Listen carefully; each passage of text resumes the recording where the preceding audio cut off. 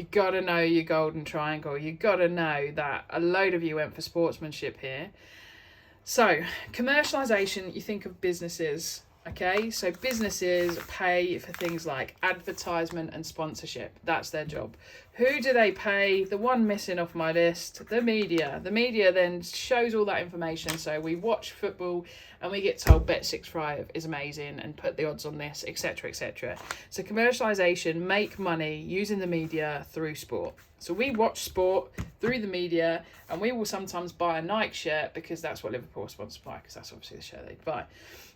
So it's understanding that they live for each other, and the more successful sports have great sport, high volume of media, which attracts loads more sponsorship and money into the sport, which invests more money into the sport, which gets more people involved and more people wanting to watch it, which invests more money into the sport. So it's a lovely positive cycle.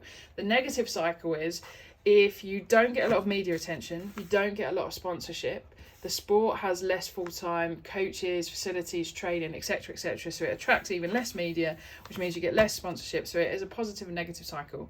For this one, you just needed to write the word media. Linking on from that, though, explaining one advantage and one disadvantage of sponsorship for commercial sponsors. They put the word commercial there, and all of you went, what? No idea what that word means.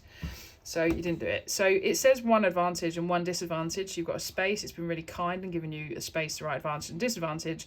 The bit you read this was for commercial sponsors. So the people, Nike is a commercial sponsor. It's a business sponsor. Adidas, Coca-Cola, Pepsi, Doritos, they're all commercial sponsors, and they all sponsor sport.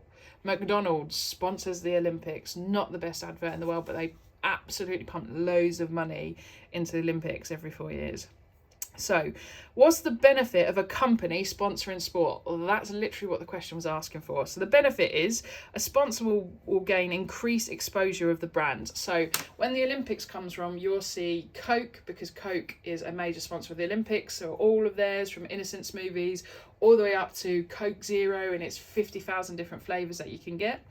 So we get more exposure. If you see that on your TV more, you're more likely to reach the fridge or pop to the shop to get yourself one. That's how they increase their revenue. So it makes them more money, and that's ultimately why they pay lots of money into sponsorship, because they gain more money back. Businesses are not stupid.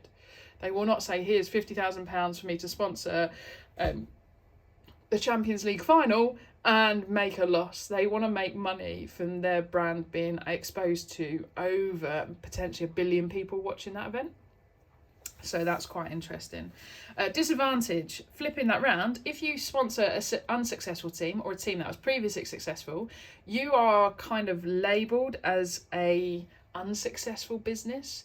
So it could be whether somebody's cheated, they've lost, they're no longer deemed the best in the world. That's when people tend to lose sponsorships, because it can have a negative impact on sales. Businesses do not invest in human beings. They are all about themselves. They're a non-entity. They want to make money, and they do everything they can to make more money, and they do everything they can to stop them losing money. So whenever we talk about the sponsor, it's always about money. Just looking at how we frame that with that question.